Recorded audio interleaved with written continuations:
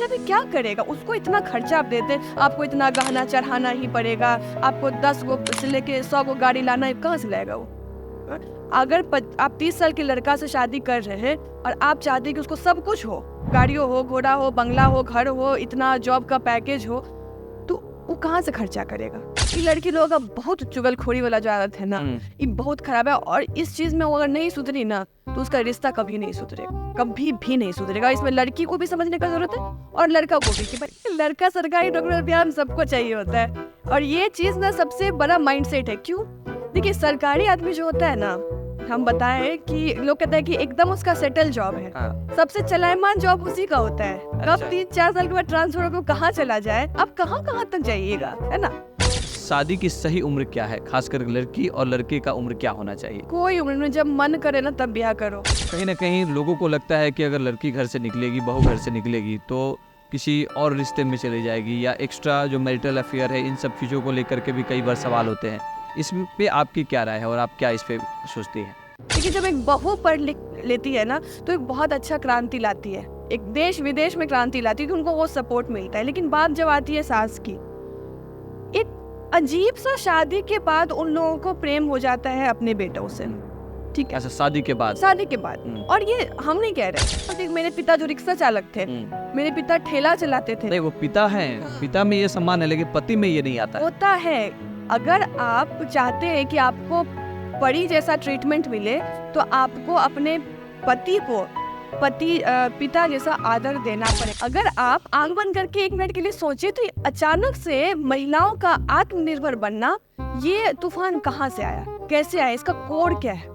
क्योंकि महिलाओं को लगा कि ऐसा हो सकता है कि लड़का घर संभाले, तो लड़के शादी करने के लिए नहीं। ऐसी आजकल बहुत सारी महिलाएं हैं जो हाउस हस्बैंड चाहती है, तुम घर संभाल भाई, हम, क्योंकि तुम लोगों ने बहुत काम किया है।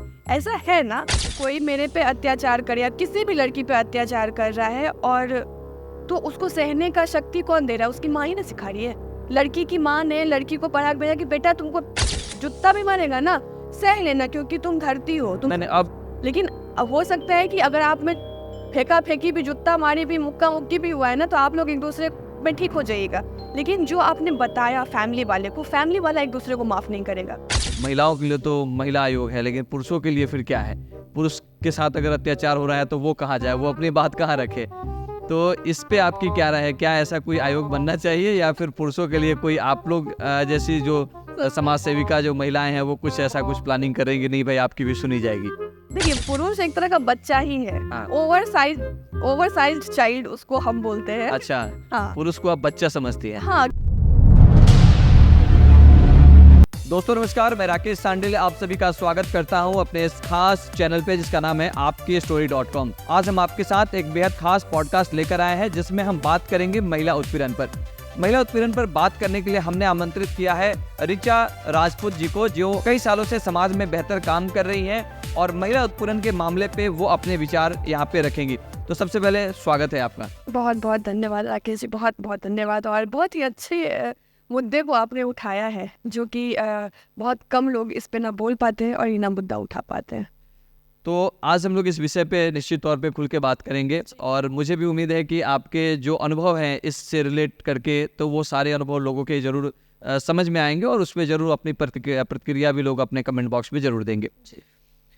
ये जो मुद्दा है, अगर हम महिला उत्पीड़न की बात करें, तो आमतौर पे देखा जाता है कि ये तब नज़र आता है जब ये बहुत हाई लेवल पे चला जाता है। कई बार तो सुसाइड तक हो जाते हैं, कई बार तो तलाक तक हो जाते हैं, और भी कई ऐसी चीज़ें हैं जो उसका एक्सटर्नल रूप देखने को मिलता है। लेकिन इसकी शुरुआत जो है छोटी छोटी घटनाओं से होती है। सबसे पहले हम जानना चाहेंगे कि महिला उत्पीड़न को आप अपने नज़रिए से कैसे देखते हैं? देखिए, अगर हम भारत की बात करें तो 3 में से 1 महिलाएं शिकार हैं, 4 में से 1 पुरुष बीमार है, लेकिन कोई इस पर बात ही नहीं करता है। इसके पीछे पता है कारण क्या है? इसके पीछे कारण है कि लोग क्या बोलेंगे। अगर हम इधर भोजपुरी के अगर भाषा में बोले तो हमनी के का कही, अब बहुत जगह की का कही हमनी के। जब आप इस फॉर्म में आ जाते हैं ना कि हमनी के का कही, वहाँ पे आप मेंटल पीस में आ जाते हैं कि हम अपने लिए पहले सोचे, उसके बाद लोगों के बारे में सोचे। महिलाओं को हमेशा से, और इसमें महिलाओं की ही गलती है, हमने अपनी माँ से सीखा है, अपनी सास से सीखा, सास ने अपनी सास से सीखा, मेरी माँ ने अपनी सास से सीखा होगा, वही हमने सीखा है ना।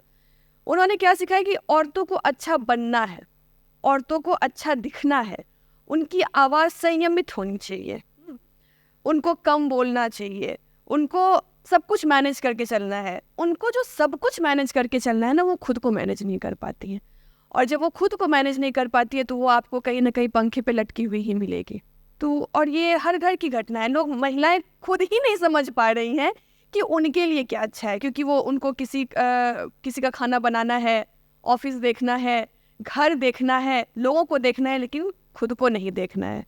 तो स्वार्थी वाला जो सीन है, जब तक वो नहीं होंगी तो इसी तरह पंखे से लटकती रहेंगी। और क्या। कई बार ये देखा जाता है कि कई लोगों का मानना है कि महिला उत्पीड़न की शुरुआत जो है तब हो जाती है जब दहेज की बात आती है शादी के वक्त में, और वहीं से एक माइंडसेट तैयार होता है किसी लड़की का कि हमें उस घर में जाकर के कैसा बिहेव करना है या कैसे उन चीज़ों को। इस पे आपकी क्या राय है और आप क्या सोचते हैं इस पे? देखिए, दहेज को अब गिफ्ट बोल दिया गया है कहते हैं आजकल सब कुछ मतलब एक सोफिस्टिकेटेड, अगर चीज़ों को देखें सोफिस्टिकेटेड भाषा में आप किसी को धड़ के गरिया देना तो भी वो चलता है ना।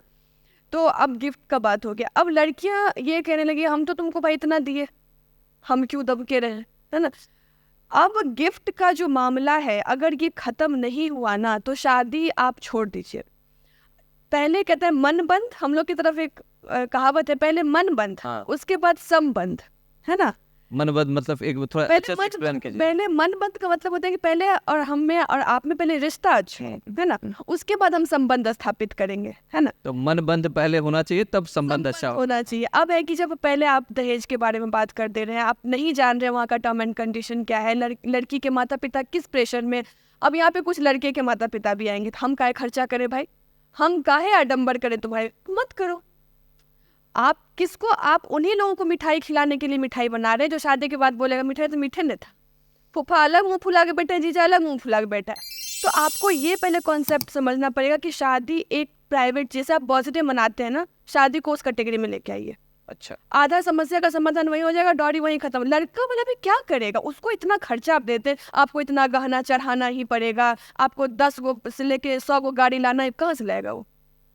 अगर आप 30 साल के लड़का से शादी कर रहे हैं और आप चाहते हैं कि उसको सब कुछ हो, गाड़ियों हो, घोड़ा हो, बंगला हो, घर हो, इतना जॉब का पैकेज हो, तो वो कहाँ से खर्चा करेगा। तो मिले जुले भगत कीजिए ना, आप भी आधा पैसा दीजिए, वो भी आधा पैसा देगा, शादी कीजिए आप।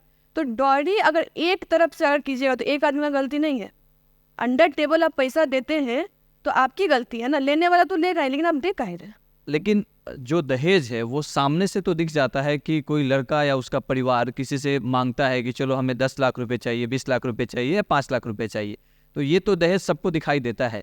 लेकिन फिर ये क्यों नहीं दिखाई देता है कि उसके एवज में लड़की के पिता ये चाहते हैं कि भाई लड़का, जो अभी बात आप कर रहे थे कि वो उसका अपना घर होना चाहिए, तो ये भी एक प्रकार का दहेज, क्योंकि आप भी वो चीज़ मांग रहे हैं एक तरह से कहीं ना कहीं, या फिर लड़का सरकारी नौकरी वाला होना चाहिए, तो ये भी एक तरीके से दहेज ही है ना। तो इसको आप किस तरीके से देख रही हैं? लड़का सरकारी नौकरी प्यार सबको चाहिए होता है, और ये चीज़ ना सबसे बड़ा माइंडसेट है। क्यों? देखिए, सरकारी आदमी जो होता है ना, हम बताएं कि लोग कहते हैं कि एकदम उसका सेटल जॉब है। हाँ। सबसे चलायमान जॉब उसी का होता है। अच्छा। कब 3-4 साल के बाद ट्रांसफर होकर कहाँ चला जाए, अब कहाँ कहाँ तक जाइएगा, है ना। सबसे पहले तो ये धारणा बदलिए कि सरकारी, ठीक है, जो पढ़ रहे हैं सरकारी जॉब है, उन्होंने भी मेहनत की है, वो कर रहे हैं, लेकिन ऐसा नहीं कि सब जॉब, आप एक माइंडसेट बना लीजिए कि मेरी बेटी सरकारी जॉब में ही जाएगी। आप एक अलग प्रेशर डाल रहे हैं ना, लड़का हमारा दामाद IAS ऑफिसर ही हो, क्यों हो दामाद IAS ऑफिसर, बाकी जॉब काहे नहीं है। तो बिहार का ये माइंडसेट है कि UPSC BPSC मतलब कोई मतलब औहदा वाला जो होता है ना, कोई जो मतलब एक कहता है, उसको क्या बोलेंगे आम भाषा में कि देखिए वो मेरे जहन से निकल रहा है कि रुतबा वाला चीज़, कि हाँ फलनमा का दामाद आया ना तो आया है एकदम ऊपर में, वो लाल बत्ती बढ़ रहा है। तो ये जब तक माइंडसेट नहीं निकलेगा, आपको समझना ये पड़ेगा कि शादी जो है ना, एक सपने को पूरा करने के लिए 2 लोगों की ज़रूरत है, वो है शादी, है ना। चाहे आप लड़का को IAS ऑफिसर ही बनना हो, लड़की को कलेक्टर ही बनना हो, पहले शादी कर बनते रहिए ना आप। लेकिन आप पहले ही प्रायोरिटाइज कर देते हैं कि हमको लड़का सरकारी नौकरी वाला चाहिए, 10 लाख वाला पैकेज वाला चाहिए, तो आप भी तो डिमांड कर रहे हैं ना। बिल्कुल, वही मैं कहना चाह रहा था। हाँ, तो आप भी डिमांड करें, तो आप भी अपना डिमांड बंद कर दीजिए, लड़का वाला भी अपना डिमांड बंद कर देगा। सही है। जब आप पढ़ाई कर रहे थे, जब आपकी शादी नहीं हुई थी, तो आपके माता पिता के भी मन में क्या यही विचार चल रहे थे कि हाँ हमारी बेटी है, सुंदर है, तो निश्चित तौर पे हम भी शादी करेंगे तो किसी सरकारी वाले से ही करेंगे? ना, मेरे घर में कोई सरकारी का प्रचलन नहीं है, मेरे घर में कोई सरकारी नौकरी वाला भी नहीं है। और मेरे हस्बैंड फैशन डिज़ाइनर हैं। हम लोगों ने एक दूसरे को पसंद किया है और शादी की है, तो कभी इस तरह का ख्याल भी नहीं आया कि लड़का ऐसा होना चाहिए, वैसा होना चाहिए, लड़की ये ऊपर डेस्टिनी कहता है लिखा हुआ है तो वो हो गया। डॉरी का तो कभी जिक्र नहीं। और हम अगर हमसे लड़का दहेज मांगता ना, वो कलेक्टर भी काहे नहीं होता, हम भी नहीं करते। अच्छा, ये तय था आपका? ये मेरे शुरू ऐसा नहीं कि जब शादी का ऐसा सब चल रहा था, ये मेरे माइंड में शुरू से था कि मेरे से दहेज के नाम पर दौ भी ले लिया ना तो हम धक्का मार देंगे। अच्छा, द ले लिया तो मतलब धक्का मार देंगे। धक्का मार देंगे, हमको नहीं चाहिए। लड़का आत्मसम्मान से भरा हुआ होना चाहिए। अगर वो उसके पॉकेट में 20 रुपया भी है ना तो उसमें हम गुजारा करने के लिए तैयार है, लेकिन आत्मसम्मान के साथ कोई खिलवाड़ नहीं। किस तरीके से देखती हैं वैसी चीज़ों की, जब एक पढ़ी लिखी लड़की जब एक घर में जाती है, ब्याह करके जाती है, और उसके बाद उसके ऊपर ये दबाव बनाया जाता है कि वो नौकरी ना करे, तो इस पे आपकी क्या राय है? देखिए, बिहार में जब आप देखा देखी के लिए जाइएगा, शादी वादी जब होता है तो उसमें कहेगा लड़की जो है ना कम उम्र की होनी चाहिए, नाक थोड़ा लंबा होना चाहिए, कुछ हो चाहे नहीं, नाक लंबा होना चाहिए और लड़की कम उम्र की होनी चाहिए, ताकि उसके डबल एज के लड़का का वो ख्याल रख सके। ठीक है, पहला तो ये होता है। दूसरा, एक लड़की पढ़ी, पहले तो एप्लीकेशन भी लिखा था, पता नहीं वो एप्लीकेशन काहे लिखा था, एप्लीकेशन लिखी और किचन में जाएगी आप, अच्छा। ऐसा होता था। मतलब ये चेक करने के लिए कि पढ़ी लिखी है कि नहीं। हाँ, चल के दिखाना है। तो आप लड़की को पढ़ा लिखा के फिर शादी के बाद आप घर में बिठा दीजिए, और ये हो रहा है। और अच्छे अच्छे घर के लोग कर रहे हैं कि मेरी बहू बहुत पढ़ी लिखी है, लेकिन कर क्या रही है, तो घर संभाले। हम ऐसा नहीं कहते, घर होम मैनेजमेंट सबसे बड़ा मैनेजमेंट है, हमको खुद घर संभालना अच्छा लगता है, लेकिन आप सिर्फ उसको उसी में बांध के रख दिए, आपने पूछा नहीं कि उसको क्या चाहिए, है ना। यानी कि शादी से पहले उनके जितने पंख थे आपने उसको काट के बैठा दिया, और फिर आप कहे कि वो किच किच काहे करती है, वो झगड़ा काहे करती है, वो सास से काहे लड़ गई। तब इतना जो क्वेश्चन है उसका कारण कौन है? वो लोग आप है ना। तो आपने कारण खुद दिया, जब वो ऐसा किचकिच करी तो सुनिए। फिर कई बार जो उत्पीड़न है उसमें ये देखा जाता है कि उम्र का भी बहुत अंतर आ जाता है। कई बार कई शादियाँ ऐसी होती हैं जिसमें उम्र का डिफरेंस आता है, और वो भी एक बाद में वजह बनती है धीरे धीरे। क्या ये आपसे एक पूछना चाहेंगे सवाल कि शादी की सही उम्र क्या है, खासकर लड़की और लड़के का उम्र क्या होना चाहिए? कोई उम्र में जब मन करे ना तब ब्याह करो। हम बता रहे हैं आपको कि प्रेशराइज होके आप शादी तो करवा देते हैं, प्रेशराइज शादी के बाद उसके बाद बच्चा का टेंशन क्यों, समाज क्या बोल रहा है, फलनामा क्या बोल रहा है, चिल्लमा क्या हो रहा है। शादी जब तक आप मेंटली प्रिपेयर्ड नहीं है, आप शादी 21 साल हो चाहे शादी 30 साल हो चाहे वो 35 साल का है ना, तब तक शादी मत कीजिए। शादी प्रेशर वाली चीज़ है ही नहीं, उसके बाद हैंडल नहीं हो पाता है। लड़का लड़की हैंडल नहीं कर पा रहा है, दो अलग अलग खानदान का आदमी एक साथ हुआ है, वो हैंडल नहीं कर पा रहा है, घर वाले बीच में आ गए। लड़का वाला को अपना लड़का बहुत बढ़िया लग रहा है, लड़की वाले को अपना लग रही है कि मेरी बेटी बहुत शहजादी है। तो जैसे घर वाले का घुसपैठ हुआ, शादी खराब हुई, उसके बाद बेड़ा गर्क। तो जब तक आप मेंटली प्रिपेयर ना हो लड़के और लड़की, तब तक शादी बिल्कुल ना करें। ये कॉन्सेप्ट बिल्कुल गलत है। कोई एज नहीं भाई, शादी शारीरिक, जब तक आप शारीरिक रूप से आप प्रिपेयर हो जाए, मानसिक रूप से प्रिपेयर हो जाए, आप शादी करने के लिए तैयार है। एक सवाल जो और आज के डेट में जो काम की बात हो रही थी, जो जॉब की बात हो रही थी, तो कहीं ना कहीं लोगों को लगता है कि अगर लड़की घर से निकलेगी, बहू घर से निकलेगी, तो किसी और रिश्ते में चली जाएगी, या एक्स्ट्रा जो मैरिटल अफेयर है, इन सब चीज़ों को लेकर के भी कई बार सवाल होते हैं। इस पे आपकी क्या राय है और आप क्या इस पे सोचती हैं? देखिए, सदियों से तो लड़का बाहर काम कर रहा है ना, कभी ये सवाल काहे नहीं आया? कभी नहीं आया कि लड़का बाहर काम कर रहा है तो कहीं उसका अलग चक्कर तो नहीं चल जाएगा, कहीं ऐसा कुछ भाग गया तो क्या होगा, कहीं ये कर लिया तो क्या होगा। कभी ये क्वेश्चन नहीं है। आज लड़कियां काम करने के लिए तो इतना सवाल क्यों? या तो आपको अपने पे ट्रस्ट नहीं है, चाहे आपको लड़की पे ट्रस्ट नहीं है। और आज भी दुनिया भरोसे पे चलती है, आपको भरोसा करना पड़ेगा। गलत घर में भी गलत है और सही जो है ना वो कहीं पे भी सही है। तो आपको इस क्वेश्चन से बाहर निकलना पड़ेगा। अगर आप चीज़ों को ज़्यादा आज़ादी देंगे तो आप समझेंगे कि वो आपके और करीब आएगी, वो घर का और ख्याल रखेगी। अब आप इस माइंडसेट से कि आप, बहुत सारे घरों में से ना कि अगर बहू बाहर गई ना तो कहीं दूसरे से इन्फ्लुएंस होके ना कहीं वो कुछ और ना बन जाए, ये चीज़ें उसका डर है। क्यों आपको डर है? क्या आपके अपने पैर पे आपको भरोसा नहीं है? क्या आपको अपने परवरिश पे भरोसा नहीं है? क्या आपको लगता है कि बीइंग ए हस्बैंड हम उसके लिए सही नहीं है, being a mother in law हम उसके लिए सही नहीं है? ये आपका डर है, आप अपने डर के साथ जी रहे हैं और बेचारी बच्ची को आप सब चीज़ के लिए रोक रहे हैं। तो कहाँ गलती है? गलती खुद में है। जो लोग देख रहे हैं ना, बाहर जाने से पहले आपको अपने अंदर जाने की ज़रूरत है, वही कमी है। सास और बहू का जो रिश्ता होता है वो सदियों से ये माना जा रहा है, मतलब सदियों से नहीं, मतलब जब से हम लोग भी सुनते आ रहे हैं कि विवादित रहा है। मतलब मैक्सिमम जो है 80% जो है कई बार नज़र आता है कि विवादित ही है। इसके पीछे कौन कौन सी ऐसी वजह है जो आपको लगती है? औरत, देखिए औरत ही औरत के लिए खराब है और अच्छी भी है। जहाँ तक सास की बात है, एक से एक सास भी हुई है कि इतना बहू को जब एक बेटी पढ़ती है ना, तो जब बेटी पढ़ी तो वो उन्होंने घर संभालना सीखा और एक अच्छे समुदाय के लिए, एक अच्छे परवरिश के लिए वो अपने आप को तैयार किया। लेकिन जब एक बहू पढ़ लिख लेती है ना, तो एक बहुत अच्छा क्रांति लाती है, एक देश विदेश में क्रांति लाती है, कि उनको वो सपोर्ट मिलता है। लेकिन बात जब आती है सास की, एक अजीब सा शादी के बाद उन लोगों को प्रेम हो जाता है अपने बेटों से, ठीक है? अच्छा, शादी के बाद? शादी के बाद। और ये हम नहीं कह रहे, ये आप नेट पे पढ़ लीजिए, आप हर एक न्यूज़ में देखिए, ये शादी के बाद एक अलग प्रेम है। एक लड़के की अगर शादी नहीं होती, सबसे ज़्यादा माँ टेंशन में, शादी नहीं हो रहा है, शादी नहीं हो रहा है, कब शादी करेगा? और शादी हो गया उसके बाद भी माँ टेंशन में है।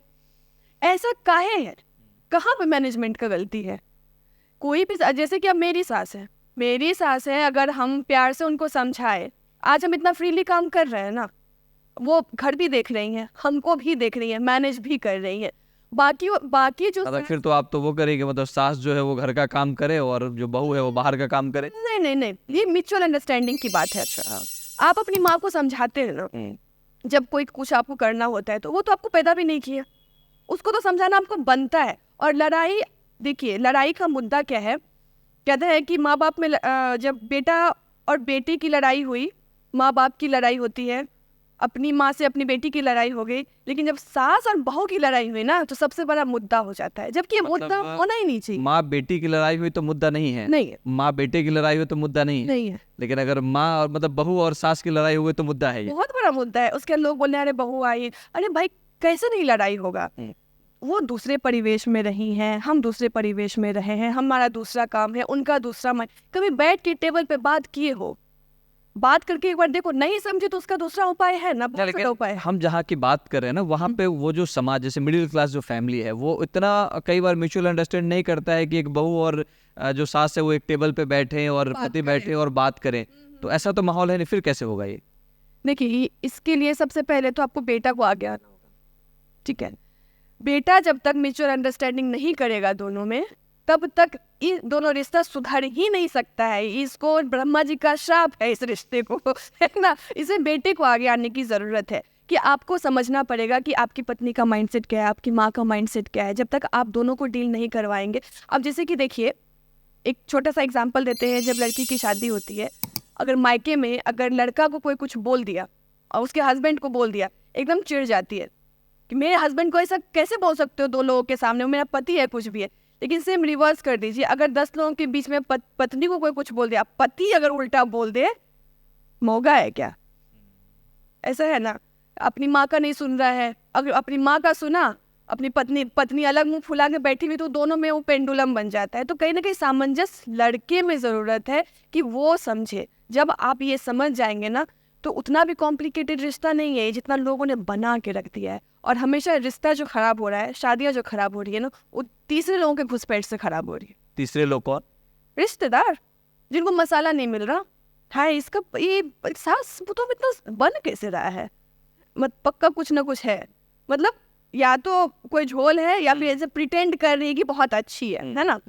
या फिर पति पत्नी में कि इतना कैसे मेल मिलाप हो, ये फोटो तो बहुत अच्छा डाली है, फोटो काहे नहीं डाली है? मतलब इतना ज्यादा ये जब लोग नजर बना के बैठे हुए हैं। हाँ। वो जब तक उनको मसाला नहीं दीजिएगा ना, फिर आपका लगेगा कि नहीं भाई। जब उसको उनको मसाला मिल जाएगा तो घुसपैठ, और उसके बाद फिर आप लोग लड़ते रहिए, सब छोटा छोटी करते रहिए, उसमें क्या है? ये कई बार ये देखा गया है कि सास और बहू की लड़ाई में जो बेटा होता है, वो दोनों पीछा हाँ, तो ये दोनों तरफ बैलेंस करने में कई बार वो खुद परेशान हो जाता है और उसका जो अपना कामकाज है या जो पर्सनल लाइफ जो जिससे परिवार चल रहा है वो बहुत ज्यादा प्रभावित होता है। तो ऐसे लोगों के लिए आपकी क्या सजेशन है? देखिए, अब बदलाव की जरूरत है। हम कितना इस मतलब पुराने पैटर्न पे चलते रहेंगे, क्योंकि देखिए शादी के बाद लड़की अलग हुई, लड़की को एक स्वच्छंद मिला कि आप तुम अपनी बहू अपनी सास के साथ घुलो मिलो, अपने पति को समझो, अपने नया वातावरण को समझो, तुम एक नई जिंदगी जियो। वैसे ही लड़कों को भी थोड़ा सा आज़ादी देना चाहिए, है ना, कि आप जैसे हमें इनसे नहीं कहते कि आप अलग अलग रहो, आप एक ही बिल्डिंग में अलग अलग रहो ना, क्या जरूरत है साथ में रहने की? आप जितना साथ में रह रहे हैं ना उतनी चीजें बर्बाद होती हैं। अलग अलग कौन अलग अलग रहे? सास बहू अलग अलग रहे नहीं, हाँ। पति पत्नी रहे हाँ, और दूसरे फ्लोर पे सास ससुर रहे। अब मान लीजिए जिनके पास एक ही घर होगा। नहीं तो ऐसा कैसे हो सकता है? कम से कम 2 रूम तो होगा ही ना। हाँ, 2 रूम होगा। हाँ, 2 रूम होगा तो आप ज्यादा घुसपैठ ना करें, ज्यादा देखिए आजकल कहते हैं कि बहू अलग रह रही है, सास अलग रह रही है, बेटा अलग रह रहा है। कोई भी रिश्ते में आप ज्यादा घुसिएगा लोग आपको निकालने लगेगा।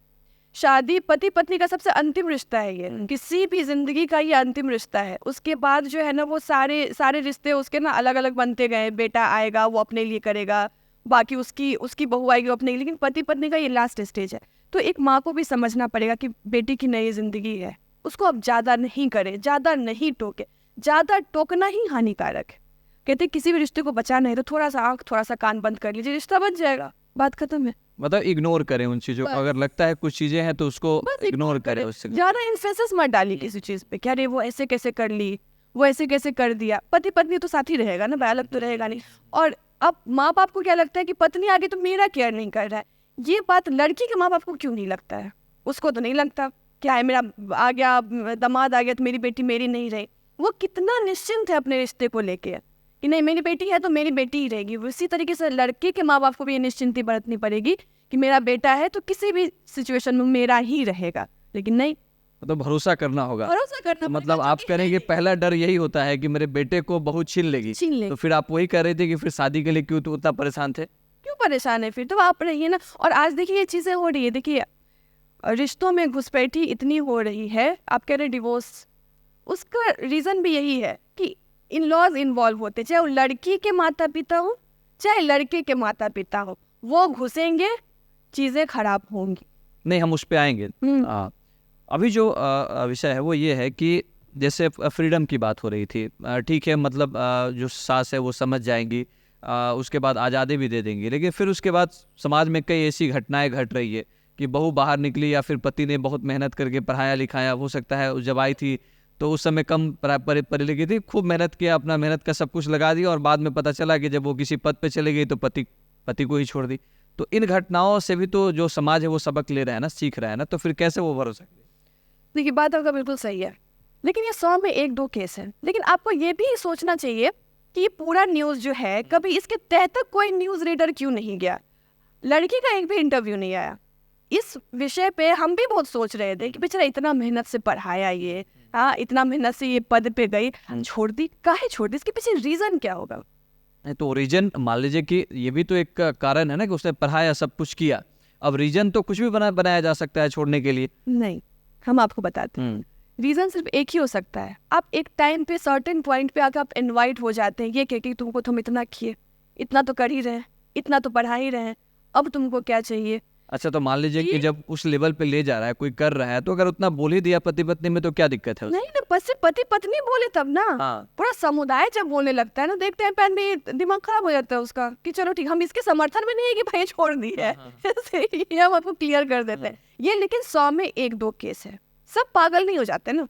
तो आपको समझना पड़ेगा इस चीज को। अगर लड़की पढ़ रही है, पति पढ़ा रहा है या पति काम कर रहा है, लड़की से उसके बीच में कोई मत पड़ी बस कि देखो तुमको तो उसको तो इतना पढ़ा ही रहा है, उसको तो वहाँ लेके जा ही रहा है, उसको तो ये काम कर, उसके दिमाग में जब डालते रहिएगा ना तो एक ना एक दिन वो फटेगा, वो रिश्ते खराब हो जाएंगे, या तो कोई भाग जाएगा या तो कोई सुसाइड कर लेगा। नहीं, तो वो जो आपने कहा कि जो कई न्यूज वाले लोग उसके तह में क्यों नहीं जाते हैं, लड़की की क्यों नहीं सुनते हैं, तो वो क्या मतलब लड़की की यहाँ पे क्या बात है जो कहना चाहेंगे? वही हम बोल रहे हैं ना कि ये न्यूज़ चली, पूरा जग जाहिर हो गया कि लड़की भाग गई। हम लड़की आके कोई ऐसा रिपोर्टर लड़की के पास क्यों नहीं गया क्यों नहीं उससे पूछा कि आखिर क्या दिक्कत था, आप क्यों भागे, आपने गलत किया, अगर आपका एक्स्ट्रा मैरिटल अफेयर चल रहा था या फिर आपको कुछ ऐसा मेंटल ट्रॉमा था या फिर कुछ भी था, तो आप वो चीज़ बोलिएगा ना। वो ये तो आधी न्यूज़ है, सिर्फ इतना कि पति को छोड़ के भाग गई, लेकिन क्यों भाग गई, इसके पीछे का हमको भी जवाब जानना है। उम्मीद करते हैं कि आपके माध्यम से ये जल्दी हम लोग को पता चले कि किसी भी चीज़ का कारण होता है। एक पक्ष को देख के हम अपने जजमेंट को नहीं दे सकते हैं, तो उसका कारण क्या था। अगर उसका किसी से अफेयर था तो वो भी गलत है, बहुत बहुत बड़ी गलत बात है ये। और अगर नहीं था तो क्या कारण था? नहीं, कारण ये भी तो था ना कि पहले जो पढ़ा रहा था वो मजदूरी करके पढ़ाया, मान लीजिए फॉर एग्जांपल, और जब वो बनी तो कोई ऑफिसर बन गई, तो अब उसको लगता है लड़की को कि भाई हमारे अब वो डाउन में है। तो फिर ये भी एक तो कारण है, लगभग केसेस में यही देखने को मिला है। मिलता है, बहुत सारे पिता हैं जो क्या कहते हैं, बहुत कम नौकरी करते हैं, बेटी ऑफिसर बन जाती है तो अपने कहाँ बोलते, बहुत प्राउडली बोलते हैं कि मेरे पिता जो रिक्शा चालक थे, मेरे पिता ठेला चलाते थे। नहीं, वो पिता हैं, हाँ। पिता में ये सम्मान है, लेकिन पति में ये नहीं आता है। होता है। अगर आप चाहते हैं कि आपको परी जैसा ट्रीटमेंट मिले तो आपको अपने पति को पिता जैसा आदर देना पड़ेगा। हमने पहले भी कहा कि 100 में से 1-2 केस है जो ऐसा मेंटल केस है, ठीक है, उसका ना आप कुछ कर सकते ना हम कुछ कर सकते। लेकिन अगर आप चाहते हैं कि अगर आपका पति आपके पिता की तरह प्यार करे तो आपको अपने पति को पिता की तरह आदर देना पड़ेगा, है ना। एक तरफा कुछ नहीं होता है। तो इस 100 में से इसमें हम ज़्यादा क्या बोलेंगे, लेकिन बस ये बोलेंगे कि अगर आप मेंटली डिस्टर्ब है, अगर कोई आदमी इतना खटमर के आपके लिए बहुत कुछ कर रहा है तो आपको थैंकफुल होना चाहिए, सिंपल। एक अनपढ़ लड़की अगर है मान लीजिए, या कम पढ़ी लिखी लड़की है, ये सबका सवाल है, ये सोशल मीडिया पे खूब चलता है, इसलिए मैं पूछ रहा हूँ कि एक कम पढ़ी लिखी या अनपढ़ लड़की है, उसको कोई ग्रेजुएट या कोई ऑफिसर लड़का शादी करके घर परिवार चला लेता है, लेकिन यही चीज़ क्यों बदलाव हो जाता है जब एक लड़की पढ़ी लिखी होती है या किसी पोस्ट पे होती है, वो किसी बेरोजगार लड़के से शादी क्यों नहीं करना चाहती है? क्या ये एक तरह से द्वेष नहीं है क्या, या फिर यहाँ पे एक तरफा स्वार्थ नहीं है क्या लड़कियों की लड़की की तरफ से? है, बिल्कुल है। लेकिन हम आपसे बस एक बात जानना चाहते हैं कि लड़कियों में अचानक इतना आत्मनिर्भर बनने का सपना ख्याल कहाँ से आ गया? अचानक से रिवॉल्यूशन आपको नहीं दिख रहा है? अगर आप आंख बंद करके 1 मिनट के लिए सोचे तो ये अचानक से महिलाओं का आत्मनिर्भर बनना, ये तूफान कहाँ से आया, कैसे आया, इसका कोड क्या है? क्योंकि बताइए। महिलाओं को लगा कि पैसों से ही इज्जत मिलती है। जैसे उसके पति घर में पैसा कमा के लाते हैं तो एक रुआब सुना जाता है, उसी तरीके से महिलाएं जब कमा के आएंगी तो उसकी भी सुनी जाएगी, क्योंकि उन्होंने सदियों से सुना। नहीं, ठीक है, वो कमा के आए, इसमें कोई दो राय नहीं है, लेकिन जो पति, जो मान लीजिए कि शादी ही ठीक हो रही है और देखा जा रहा है कि मतलब लड़का जो है वो अगर कम पढ़ा लिखा है, जैसे एक उदाहरण के तौर पर मान लीजिए लड़की अगर डीएसपी है या एसडीएम है और लड़का जो है कोई प्राइवेट कंपनी में 10-12 हज़ार 15 हज़ार रुपये की नौकरी कर रहा है, तो ऐसी शादियाँ नहीं होती है। लेकिन ऐसी शादियाँ जरूर होती हैं कि कोई लड़का आईएएस भी है और लड़की जो है सिंपल ग्रेजुएट है, और शादियाँ हो जाती हैं और वो जीवन में आगे निभ भी जाती है, लेकिन ऐसी शादियाँ नहीं निभ पाती है। वो निभ जाती है तो उसके घर में, क्योंकि वो सिर्फ खाना बनाती है, वो उनके हाई प्रोफाइल पार्टी का हिस्सा नहीं है। वो जो सिंपल ग्रेजुएट लड़की है, जो गांव घर की है, जो डीएसपी से शादी की है, वो उनका घर संभालती है। क्या ऐसा हो सकता है कि लड़का घर संभाले? तो लड़के शादी करने के लिए ऐसी आजकल बहुत सारी महिलाएं हैं जो हाउस हस्बैंड चाहती है। तुम घर संभाल भाई, हम, क्योंकि तुम लोगों ने बहुत काम किया है, ऐसा है ना। क्योंकि आप देख लीजिए, डीएसपी हो चाहे एसपी रैंक का हो चाहे बड़े बड़े अधिकारी, उन्होंने ऐसी महिलाओं से शादी की, घर में रखा जाके घर को संभाल सके। लड़के इसीलिए नहीं कर सकते, लड़के घर नहीं संभाल सकते और उतने पैसे से उतना चल नहीं सकता है। अच्छा, तो इसके पीछे कारण ये है? कारण यही है, अगर लॉजिकली सोचो तो कारण यही है। बाकी भगवान भरोसे और कोई कारण हो तो अच्छी बात है। आज के डेट में अगर हम देखें तो एक तरह से आर्थिक समस्या जो है आमतौर पे मिडिल क्लास फैमिली में बहुत ज़्यादा है। निश्चित तौर पे खर्चे ज़्यादा है, जिस तरह के लोगों की आमदनी है, तो इसमें एक प्रारूप तो बन ही जाता है कि अगर दोनों अर्न कर रहे हैं तो ये बहुत अच्छा है। लेकिन जब यही चीज़ तनाव का कारण बन जाता है, जब यही कंट्रडिक्शन आपस में जब तैयार होने लगती है, तो उसकी शुरुआत हो जाती है लड़ाई झगड़े की। तो उसको आप किस नज़रिए से देखते हैं और उस पर आपका क्या विचार है? हम बहुत खराब नजरिए से इसको देखें। देखिए, कमाना ज़रूरी है क्योंकि खर्चे बढ़ गए हैं, रेंट आपका बढ़ गया है, और बच्चे हैं तो बच्चे का फीस बढ़ गया है। लेकिन अगर आप दोनों कमा रहे हैं और घर आके झगड़ रहे हैं तो ऐसे कमाना को चूल्हा में झोंक दीजिए। तो कॉम्प्रोमाइज या तो लड़का कमाए या फिर लड़की कमाए, चाहे पति कमाए चाहे पत्नी कमाए, इन दोनों में से एक कमाइए, लेकिन आके लड़िए मत, क्योंकि घर एक ऐसा जगह है जहाँ पे आपको मेंटल पीस चाहिए। और घर में भी आके आप अगर कुत्ता बिल्ली जैसा लड़ रहे हैं तो ऐसा पैसा काम करेंगे क्या, पहले ये बताइए। अगर हमको लगता है कि मेरा बच्चा है या फिर मेरा फैमिली है और हमको लगता है कि मेरा पति बहुत अच्छे से संभाल सकता है और हम अपने पोस्ट को जो है नहीं छोड़ सकते, मान लीजिए हम किसी पद पे हैं, चाहे वो हम टीचर ही, हम नहीं छोड़ सकते, तो वहाँ पे आपको कॉम्प्रोमाइज़ करना पड़ेगा, किसी एक को फिर छोड़ना पड़ेगा। या फिर अगर दोनों कर रहे हैं तो बीच का सॉल्यूशन निकालिए, क्योंकि झगड़ा कितना दिन कीजिएगा आप, माथा खराब हो जाएगा, फिर एक दूसरे का खुद माथा फोड़िएगा आप। तो ये चीज़ है, इसके पक्ष में हम थोड़ा सा नहीं है। हमको लगता है कि अगर म्यूचुअल अंडरस्टैंडिंग से अगर आप जॉब नहीं कर पा रहे हैं तो कलेश करके कोई मतलब नहीं बनता हुआ है, वैसे पैसे को आप आग लगा दीजिए। जिस पति पत्नी के बीच में ये माना जाता है कि अत्याचार हो रहा है, तो हम एक सवाल ये करना चाहेंगे कि उसमें पति ज़्यादा अत्याचारी है या पत्नी ज़्यादा अत्याचारी है? घर वाला अत्याचारी है, कोई अत्याचारी पति को अत्याचार कराना कौन सिखाया, या फिर पत्नी को ऐसा कौन सिखाया? सिंपल सी बात है कि अगर कोई मेरे पे अत्याचार करे या किसी भी लड़की पे अत्याचार कर रहा है और तो उसको सहने का शक्ति कौन दे रहा है? उसकी माँ ही ना सिखा रही है।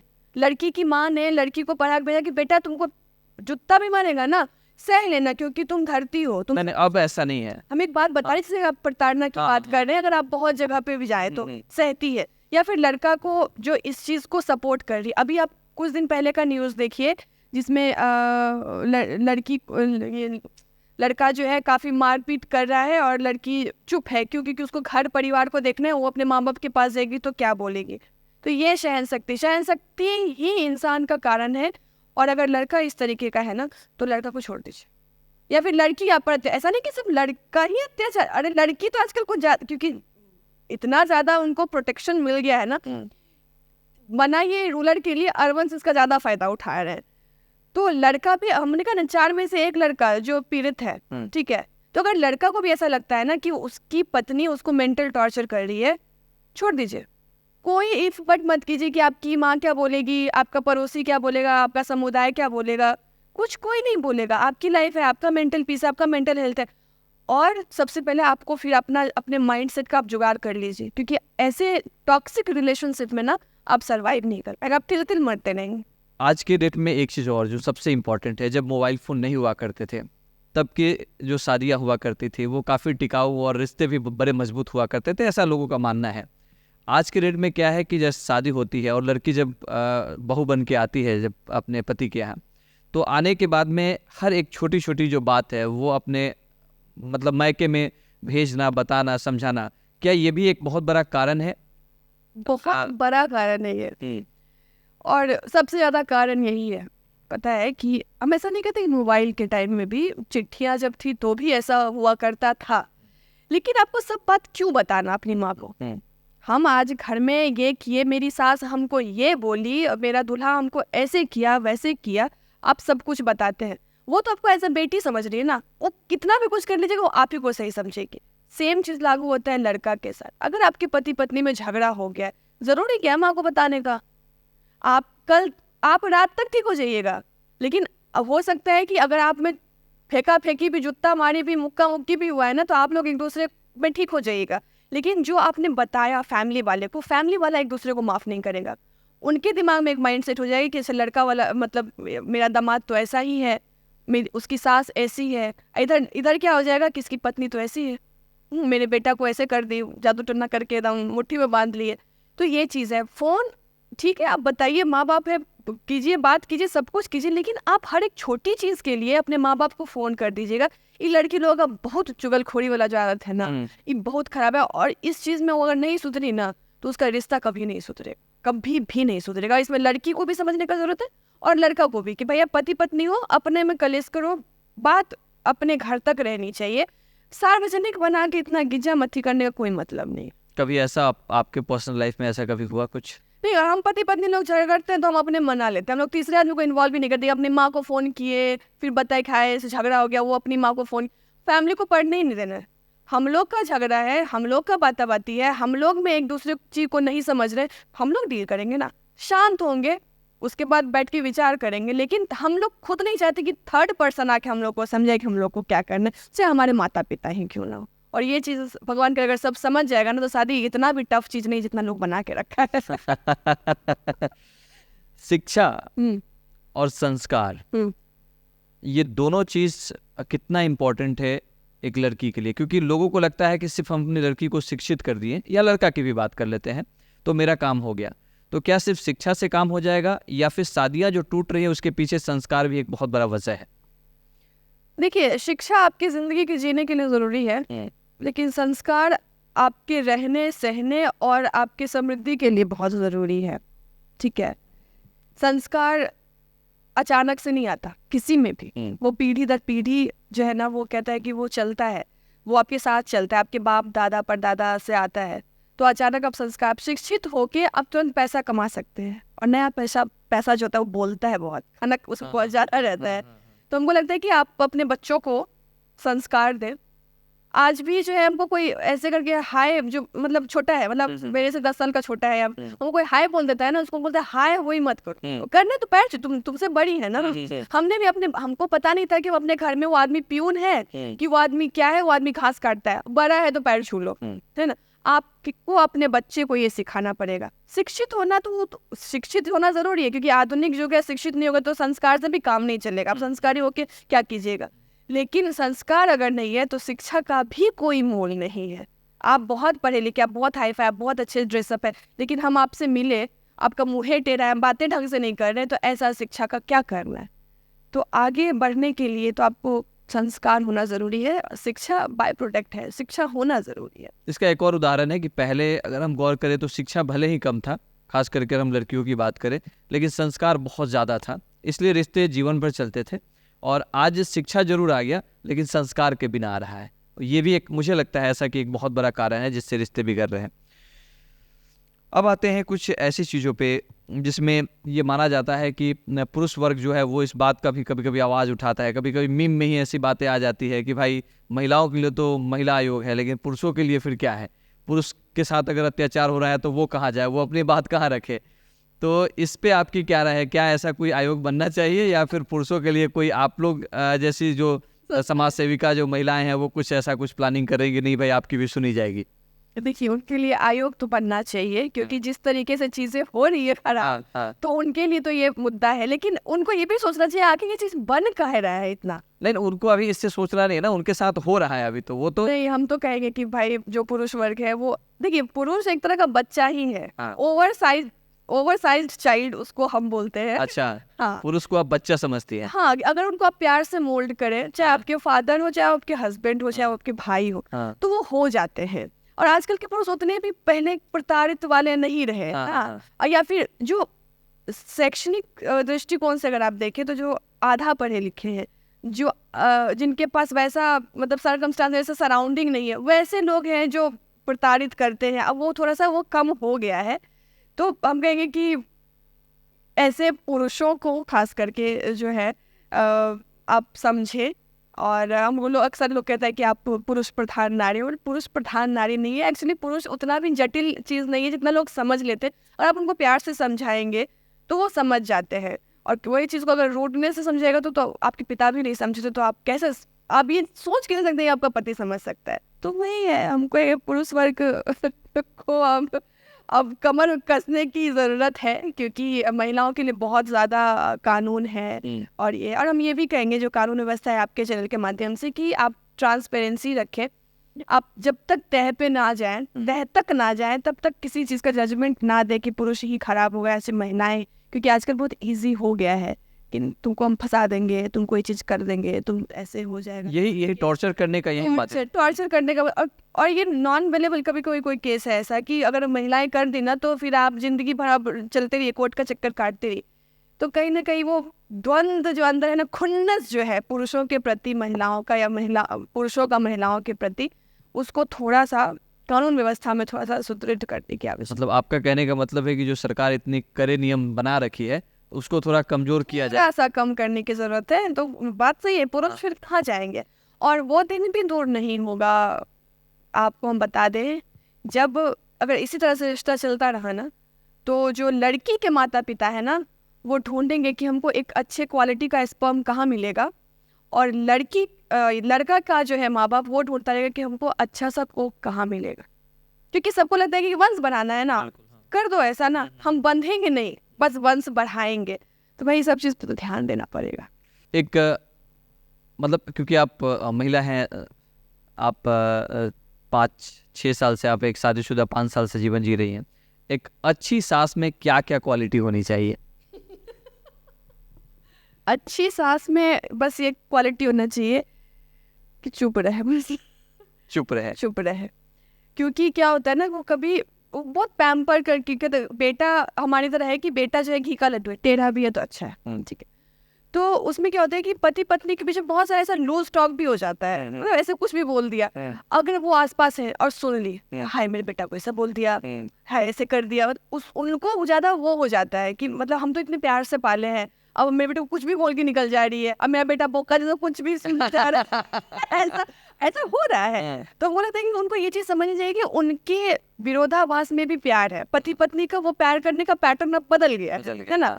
पहले वो जमाना अलग था जब जो पति था वो दरवाजे द्वार पे बैठा रहता था, पत्नियां घर में रहती थी। अब है कि दरवाजा का कॉन्सेप्ट ही खत्म हो गया, अब हॉल का कॉन्सेप्ट आ गया। तो हॉल में बैठ के लोग लूज टॉक भी करते, कभी कुछ भी ऐसा। तो उनको ये चीज़ समझनी चाहिए। हमको लगता है अच्छी सास का कोई पैरामीटर नहीं है अच्छा होना, बस हमको लगता है कि आप बहू को बहू ही समझे, उनको बेटी ना समझे, ठीक है। अगर आप बहू को बहू समझेंगे तो उनको भी आपका दायरा पता होगा और आगे वाले को भी दायरा पता होगा। क्या होता है ना कि हम बेटी तो समझ लेते हैं, लेकिन जब वो बेटी जैसा व्यवहार करने लगती है ना, तो फिर हम बहू वाला सिस्टम ऑन हो जाता है। वो हम एक्सेप्ट नहीं कर पाते, है ना। तो बहू को बहू की तरह, क्योंकि हर जगह जो है क्योंकि जो घर में बेटी है पहले से, ऐसा लगता है कि अब कहीं उसका रोल वो ना ले ले, तो उसकी वजह वो भी एक कारण हो सकता है। हाँ, वो भी हो सकता है, क्यों नहीं होगा। बहुत सारे अभी बहुत विवाद चल रहा है इस चीज पे लेके कि खास देखिए दुनिया में 2 ही रिश्ते बहुत विवादित हैं, एक तो ननद का, एक सास का, उसके बाद फिर बहू का, जो इन तीनों को लेके। बाकी और कोई रिश्ता इतना विवादित नहीं जितना कि ये तीनों। और इतना विवादित होने का कारण ही है कि इतने सारे सीरियल्स जो है बने इसके ऊपर और चले, मतलब वैम्पायर दिखाया गया। और जहाँ तक आपकी बात है कि अच्छी सास का, हमको लगता है कि एक बहू को एक गिलास पानी मिल जाए ना, तो वो सास का जिंदगी भर वो सेवा करने के लिए तैयार है। मतलब एक औरत को कुछ भी नहीं चाहिए होता है सास से, कुछ भी नहीं चाहिए होता है उसको, बस थोड़ा सा एक सिक्योरिटी चाहिए होती है कि आपका जो बेटा मेरे पास है ना वो सही सलामत है, और आपको ये चीज़ समझने की ज़रूरत है। बस भरोसा रखिए आप। उनको भरोसा ही नहीं होता है, उनको लगता है हाय मेरा बेटा तो गया हाथ से, जादू टोना करके वश में करके मेरी जो जगह है वो चली गई। अच्छा, एक माँ वैसा क्यों ना सोचे जब एक बेटा अपनी पत्नी की सुनकर के अपने सास ससुर का विशेष ख्याल रखने लगता है, अपने साले का विशेष ख्याल रखने लगता है, अपने साली का विशेष ख्याल रखने लगता है, और वही दूसरी तरफ वो अपने भाई और बाकी लोगों से कटने लगता है, और ये चीज़ें माता पिता को दिखने लगती है, तो क्या ये उनका सवाल गलत है क्या? बिल्कुल गलत है। यही अगर सवाल अगर आप लड़की से करें, वो सबसे कट जाती है, लेकिन आपकी माँ का ख्याल रखती है, आपके पिताजी का ख्याल रखती है, आपकी बहन का ख्याल रखती है, आपके सगा संबंधी का ख्याल रखती है, उनको तो बुरा नहीं लगता।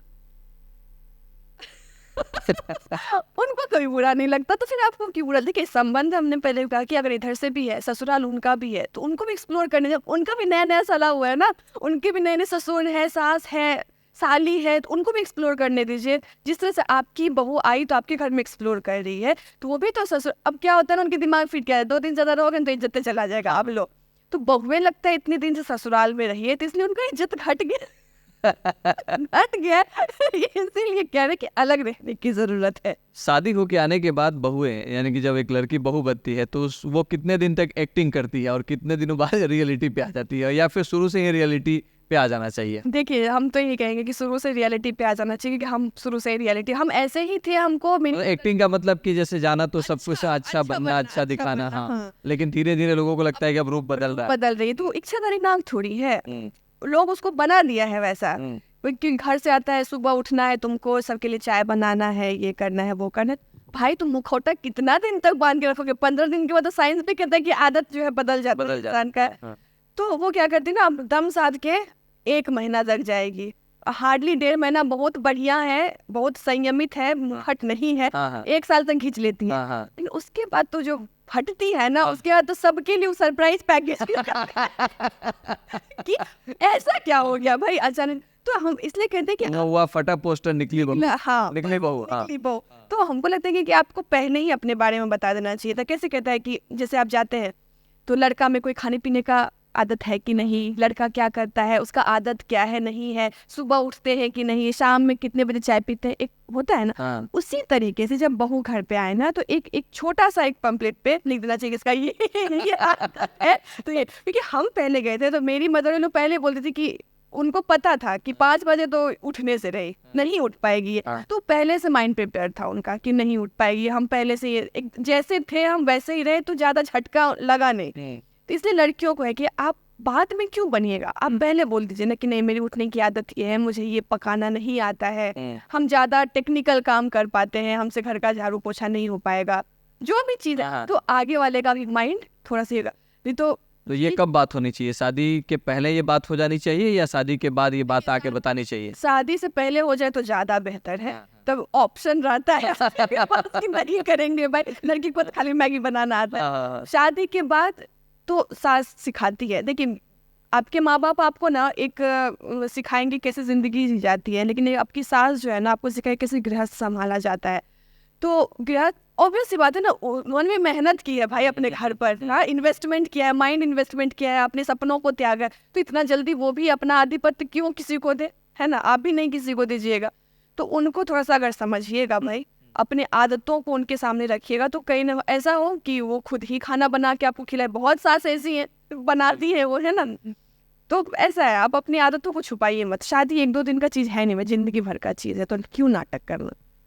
जब एक लड़की, जैसे सास और बहू की बात है, उसी तरीके से एक और रिश्ता जो आपने कहा था उसमें हम उसको थोड़ा सा दूसरे तरीके से कोरिलेट करते हैं कि एक लड़की जब ननद होती है तो किसी और रोल में होती है, उसे अपने भाभी से वो सारी चीज़ें चाहिए जो वो चाहती है, मतलब उसकी जो उम्मीदें है कि वो उसको मान सम्मान दे, बाकी सारी चीज़ें। लेकिन जब वही लड़की ननद से हट के जब वो किसी और घर की भाभी बनती है तो फिर उसको वही ननद जो उस घर की होती है वो खराब लगने लगती है।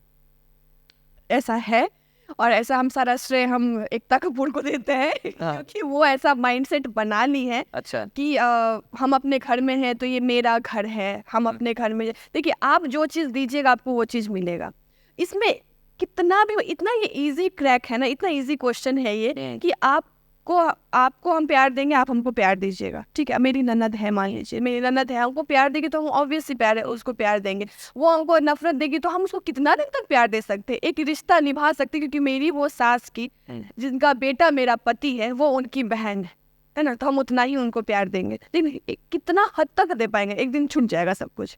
तो सेम वही चीज़ है, जो इंसान आपके घर में ठीक नहीं है ना वो अपने भी घर में ठीक नहीं होगा।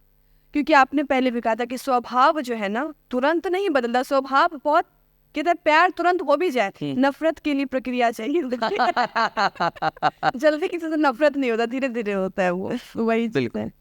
तो यही चीज़ें अगर हम थोड़ा सा एक कदम और बात, क्योंकि इस विषय पे बात करें तो एक पॉडकास्ट है तो हम चाहते हैं कि डिटेल में जो दर्शक है वो इस चीज़ को समझें।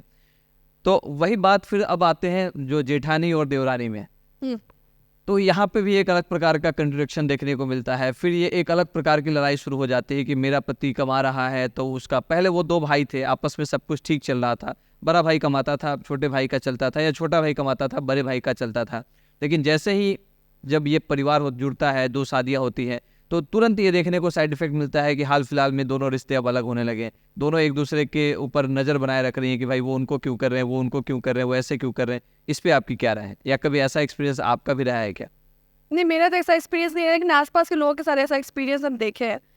इसमें गलती पता है घर के पेरेंट्स की होती है, ठीक है। हमने कहा ना कि अगर आपका दोनों बेटा सबल नहीं है, ठीक है, तो आप इस चीज़ में पड़िए ही नहीं। आप पहले सेपरेट कीजिए, आप चीज़ों को मैनेज कीजिए, उसके बाद शादी कीजिए। और वैसी बात है ना, अगर किसी का पति ज़्यादा कमा रहा है वो आया, और किसी का पति नहीं कमा रहा है वो उसको दे रहा है, तो ये बट और वैसे ह्यूमन नेचर ही हो जाएगा कि एक लड़की बोलेगी मेरा पति तो मतलब सारा उसी को दे रहा है, वो तो चाहता हूँ मेरे पास।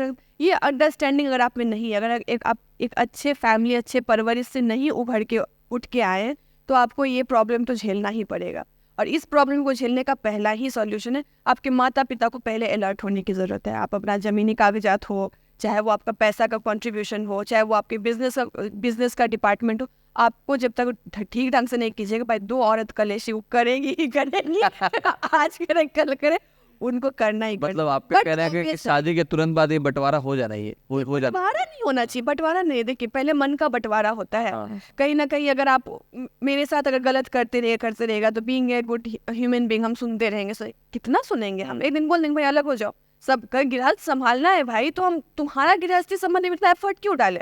हम अपना डालेंगे ना, ताकि हमको आगे मेरा बच्चा है, उसकी पढ़ाई है, उसका एजुकेशन है, उसका देखना है हमको, कि तुम में ही हम उलझे रहे। तो एक सर्टेन टाइम पे आके इंसान को ये स्टेप लेना पड़ता है। वो तभी होता है जब इंसान को प्यार नहीं मिलता है। ये किसी भी घर का यही खेला है। तो अगर एक दूसरे को प्यार दीजिएगा तो एक से एक रिश्ता है। हम लोग खुद ज्वाइंट फैमिली में रह रहे हैं, तो ये आज के डेट में ये भी चीज़ देखने को मिल रहा है। जो जिस तरीके से अगर सिचुएशन को देखें कि एक पिता हैं, माता हैं, उनके 3 बेटे हैं या 4 बेटे हैं, सभी मतलब उनको पढ़ाया लिखाया, शादियाँ की, और चारों अपने अपने गृहस्थ जीवन में इतने व्यस्त हो गए कि माता पिता को उन्होंने छोड़ दिया और अंततः उनको जा कर के किसी वृद्धा आश्रम में रहना होता है। तो इसका मतलब क्या उस समय वो लड़की जो शुरू में सब कुछ संपत्ति भी चाहिए, उनका बेटा भी चाहिए, उनका धन भी चाहिए, सारी सुख सुविधाएं भी चाहिए, लेकिन जब वही उनके पिता को उनकी आवश्यकता होती है अपने जीवन के अंतिम समय में, तो उस समय फिर ये जो बहू हैं वो क्यों कट जाती है? वो कट जाती है। देखिए ऐसा होता है, लेकिन अभी हमारे बिहार में ये कॉन्सेप्ट ऐसा आया नहीं है। अभी बिहार के बाहर ही है, उम्मीद नहीं, लेकिन आ रहा है यहाँ। आ रहा है। वेस्टर्न चीजें तो आती ही है, जल्दी आती है। देखिए जहाँ तक वृद्धाश्रम की बात है ना, बीइंग ए सोशल वर्कर हम आपको बताएं कि इसका कॉन्सेप्ट ही अलग है। जो चीज़ हम परोस रहे हैं वृद्धाश्रम के नाम पे, वो चीज़ एक्चुअल में है नहीं। जो आप न्यूज़ में या फिर ऐसे देखते हैं कि एक गरीब बूढ़ा इंसान को बेटा बेटी खाना नहीं दे रहा है, उसको वृद्धाश्रम। एक्चुअली वृद्धाश्रम का कॉन्सेप्ट ये है कि वृद्धाश्रम में जब आपके जो बेटा है, जो बेटी है, जो बहुत बाहर काम करके इंडिया की इकोनॉमी में साथ देना है ना, क्योंकि अगर आप काम करने बैठ जाइएगा तो ना आप इंडिया ग्रोथ में कर पाइएगा कुछ काम, ना खुद की ग्रोथ में कर पाइएगा।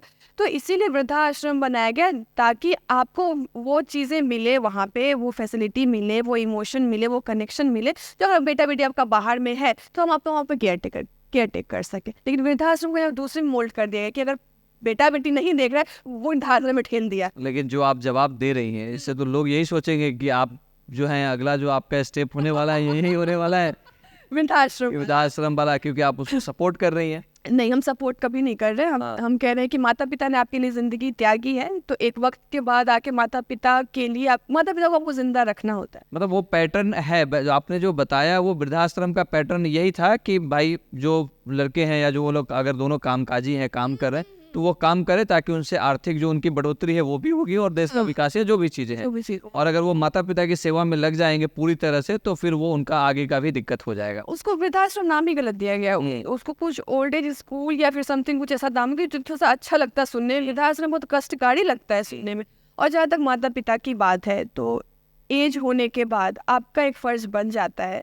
और अब बहुत ज़्यादा फैसिलिटी हो गई। आप स्टार्टअप इंडिया की बात कर रहे हैं, स्टार्टअप बिहार में इतनी सारी चीज़ें, ऐसी ऐसी संस्थाएं कि आप एक फ़ोन करें तो आपके पास नर्स आपके साथ है, एम्बुलेंस आपके पास है, एवरीथिंग, खाना आपके घर पे है, ठीक है ना। तो आप वृद्धाश्रम की जगह पे एक ऐसा इकोसिस्टम डेवलप कर लीजिए ना। उनके पुराने फ्रेंड्स तो होंगे ही, उनके घर के आसपास के लोग ऐसे होंगे। कुछ ऐसा कीजिए कि वो आपके साथ भी रहे, उनको भी अकेलापन नहीं लगे और हमें भी नहीं लगे। क्योंकि अभी भी वृद्धाश्रम में पेरेंट्स को भेजना या सोचना हमारे लिए मतलब बहुत अजीब सा लगता है। मतलब नहीं सोच सकते, बीइंग अ बिहारी आप नहीं सोच सकते ऐसा, लेकिन लोग कर रहे हैं। पटना के आसपास के बहुत सारे ऐसे वृद्धाश्रम है जहाँ पे हम लोग जाते भी हैं तो देखते हैं कि मतलब तो लगता है, अजीब सा लगता है कि ऐसा कैसे। तो हम इसके पक्ष में बिल्कुल भी नहीं है। आपको एक टाइम पे पेरेंट्स को करना पड़ेगा, चाहे आप हंस के करें चाहे रोके करें। जब आप बच्चे थे आप बदमाश थे, आपने जब बदसुसु पटे आपको जब फेंक नहीं दिए थे, आपको उन्होंने रखा। चाहे आपका हाथ टूट जाए चाहे पैर टूट जाए, आपको फेंका नहीं था, आपको रखा था। तो आपको भी वो चीज़ें करनी। आप पेरेंट्स अगर नहीं रहना चाहे, क्योंकि एक टाइम पे आके देखिए वो आप कहते हैं कि पेरेंट्स जो होते हैं, जो पेरेंट्स छोड़िए, वृद्ध जो होते हैं ना, वो बच्चे की तरह होते हैं, ठीक है। आप उनको बच्चे की तरह करिएगा तो वो करेंगे। लेकिन आप बच्चे को थप्पड़ मार सकते हैं, लेकिन आप वृद्धा आदमी को थप्पड़ नहीं मार सकते। तो वहाँ पे आप कैसे उनको समझ, अगर कोई आपके साथ रहना ही नहीं चाहेगा तो आप उनको कितना रखिएगा। मतलब ये दोनों का जो आपसे जो मेल है, मतलब मेरे परदादा जी मतलब 100 से कुछ ही कम तक रहे, सब ने उनको ये किया, मतलब सेवा की, जो भी सब एवरीथिंग। लेकिन एक म्यूचुअल अंडरस्टैंडिंग, उनको भी आदमी चाहिए था और आगे वाले को भी लगता था कि ये दादाजी है। अब हमको आदमी ही नहीं चाहिए होगा और हम फिर आप पैर पकड़ते रहेंगे आपका कि नहीं नहीं, तो फिर कैसे होगा? बुढ़ापा भी एक म्यूचुअल अंडरस्टैंडिंग है।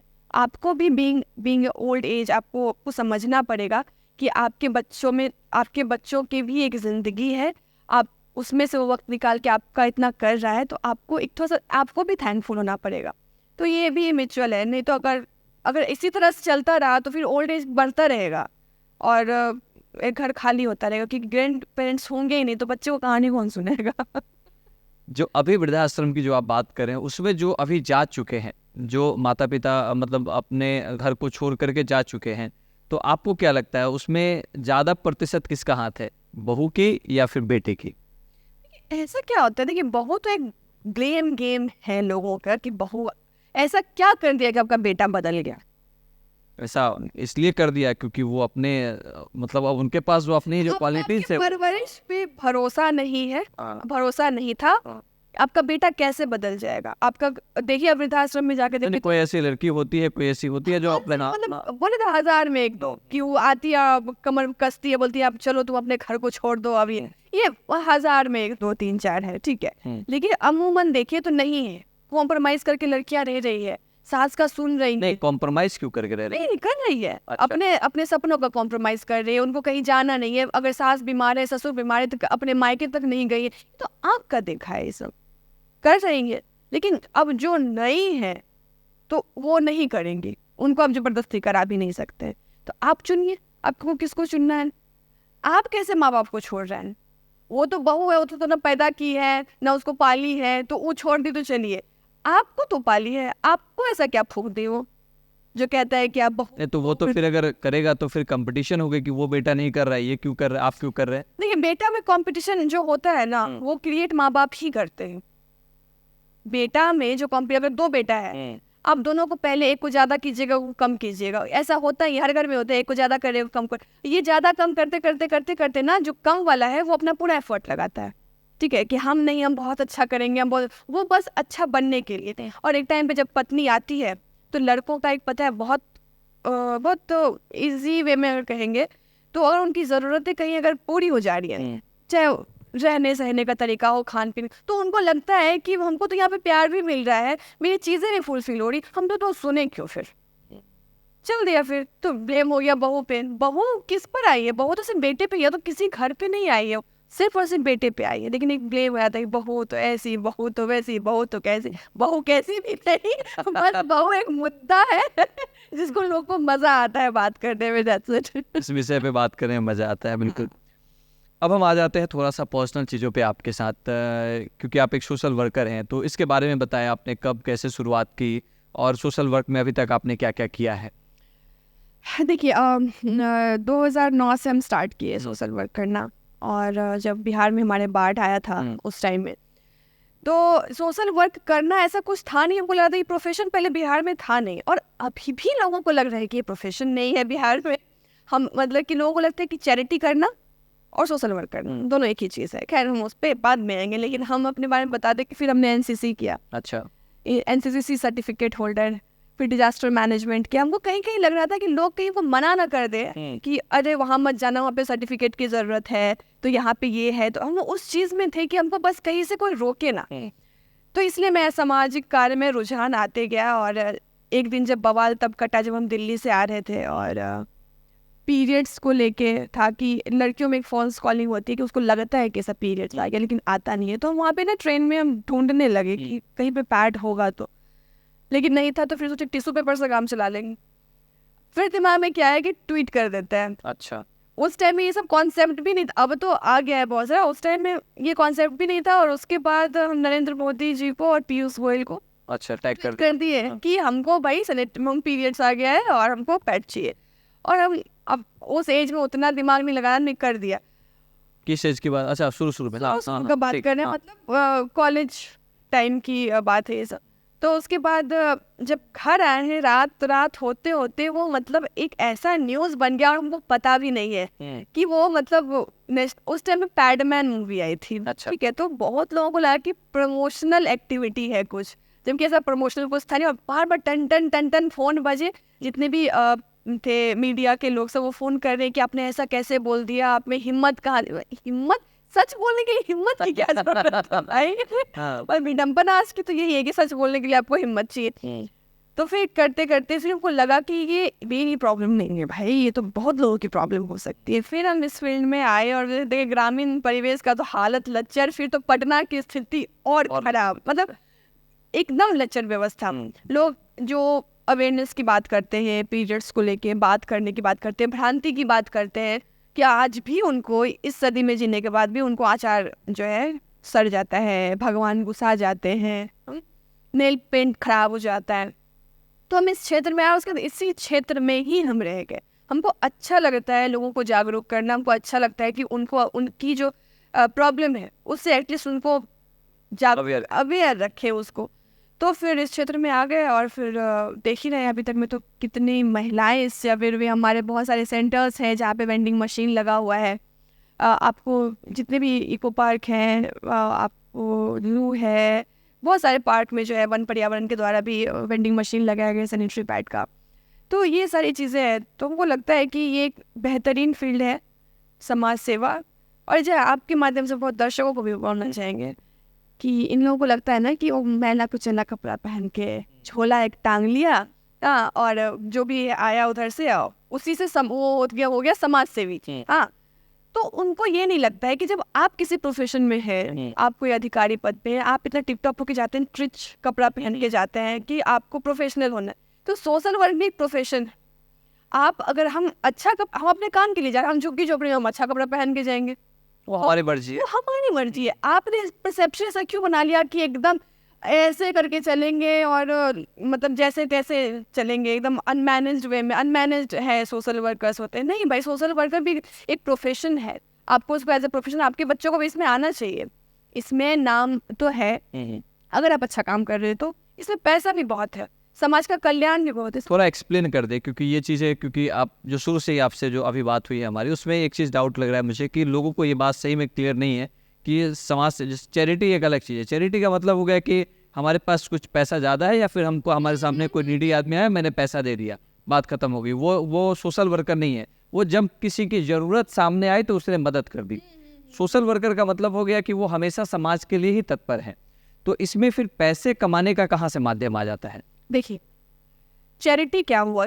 चैरिटी हुई कि हमको एक सेब का ज़रूरत है, आप हमको एक सेब दे दिए, ठीक है। लेकिन सोशल वर्कर क्या है ना कि हमको दाल का ज़रूरत है, हम आपसे दाल मांगेंगे। आप अपने मन से हमको कुछ नहीं दे सकते हैं। सोशल वर्कर का ये काम है। उनका ग्राउंड रिपोर्ट हम तैयार करेंगे कि आपके शहर में कितनी गरीब है, कितनों को खाना मिला है कि नहीं मिला है, कितनों को पैड मिला है। चैरिटी वाले का काम नहीं। चैरिटी वाले का आपके पास 1000 रुपया है, आप हमको दे दिए कि भाई हमको मन है कि हमको 1000 रुपया नहीं चाहिए। जो सोशल वर्कर है बोलेगा हमको 1000 रुपये नहीं चाहिए, हमको 5000 रुपया तुम दो, तब जाके ये काम होगा। और सोशल वर्क, जहाँ पे वर्क जुड़ गया वहाँ पे तो कमाई जब तक नहीं होगी तब तक हम काम कैसे करेंगे? हाँ, सिंपल। यहाँ पे CSR फंड है, फंड आता है। हम लोग जैसे आप लोग इवेंट करते हैं तो इवेंट में आपको पैसा मिलता है, उसी तरीके से हर एक बड़े बड़े कंपनीज को, NGO को देना पड़ेगा पैसा, नहीं तो गवर्नमेंट उसका पैसा ले लेगी, है ना? तो हम वहीं से पैसा लाए, हमने पैसा लिया, उसके बाद उसका पूरा सेगमेंट होता है कि आपको इवेंट में इतना खर्चा हुआ, आपके साथ जो लोग हैं उसको ऐसा इतना पैसा दिया, सबका खर्चा मिला के आपको जो भी है, जो भी एक चार्ट बना, मतलब आपका जो मेहनताना है वो सब उसमें जुड़ा हुआ है, उसमें आपकी कमाई होती है। आपने अपनी मेहनत का मेहनताना लिया है। तो सोशल वर्क में इस तरह से कमाया जा सकता है। ये चैरिटी लोग पे हटाओ दिमाग से। चैरिटी नहीं है, ये काम है, काम है ये। और आप अच्छे बन के, सुंदर बन के, वेल ड्रेस्ड होके समाज सेवा कर सकते हैं, और इसकी बहुत इज्जत है। लोगों को लगता है कि मदर टेरेसा बन गई। अरे भाई, एक मदर टेरेसा को ही तुम जान रहे हो, एक से एक धुरंधर आए हैं यहाँ पे, हाँ, जो मतलब क्रांति ला दी है, लेकिन तुम्हारा दिमाग मदर टेरेसा पर ही टिका हुआ है ना? तो उस चीज से आप निकलिए। हर एक समाज सेवी जो तो मदर टेरेसा नहीं है। हाँ, बहुत सारे ऐसे लोग हैं जो बहुत सारे, हम कहेंगे हम चंद्रशेखर आजाद ही बन जाए, सिंपल सी बात है ना, हम क्रांति ला दे, हमको नहीं। और तो हर एक फील्ड के लोग हैं यहाँ पे। और आपको खास करके बिहार में जो बच्चे इसकी पढ़ाई है, मास्टर इन सोशल वर्क कीजिए आप, इसकी पढ़ाई है, आप उसको कीजिए, आप जानिएगा, डेप्थ जानिएगा, आपको बहुत पढ़ना पड़ता है। उसके पढ़ने के बाद आप आपका प्लेसमेंट होता है, बहुत सारे WHO है, यूनिसेफ है, UN में बहुत और बहुत सारी बड़ी कंपनियां हैं जो बहुत। और अब आने वाले टाइम में इतना स्कोप है इसका कि आप नहीं, अभी स्टार्टअप कैसे आ गया, एकदम अचानक से आ गया, एक रिवॉल्यूशन आ गया। उसी तरीके से एक सोशल वर्कर के लिए जो लोग इसमें काम कर रहे हैं उसके लिए बहुत बड़ा रिवॉल्यूशन है। ये लोग समझ नहीं रहे, जिस दिन समझ में आ जाएगा उस दिन बहुत पछताओगे। तो इनका कहने का मतलब यह है कि सोशल वर्क, जहाँ पे वर्क सब जुड़ गया, और हमें लगता है कि बाकी प्रोफेशन में वर्क शब्द नहीं जुड़ा हुआ है, और आप अगर नहीं समझ रहे तो आप गलतफहमी में। यहाँ तो साफ साफ संकेत दिया जा रहा है कि सोशल वर्क मतलब ये काम है, और जहाँ पे काम की बात होती है वहाँ पैसे की बात तो स्वतः हो जाती है। और आज के समय में सभी कॉर्पोरेट कंपनियों को अपने फंड से कहीं ना कहीं सोशल वर्क में पैसा लगाना है, या किसी न किसी के तरीके से लोगों की मदद करनी है, तो उसके लिए फिर आप जैसे सोशल वर्क या फिर कोई और है वो बीच में माध्यम बनता है, क्योंकि वो कंपनी डायरेक्ट आकर के काम नहीं कर सकती है। तो आप जैसे सोशल वर्कर को ही वो साथ में सामने फ्रंट पे लाती है। आप जाते हैं, आप काम करते हैं, लोगों की मदद करते हैं, और उसके लिए जो आपने काम किया, जो आपका मेहनताना या सैलरी है, वो आपकी कमाई हो गई उसमें। ठीक है।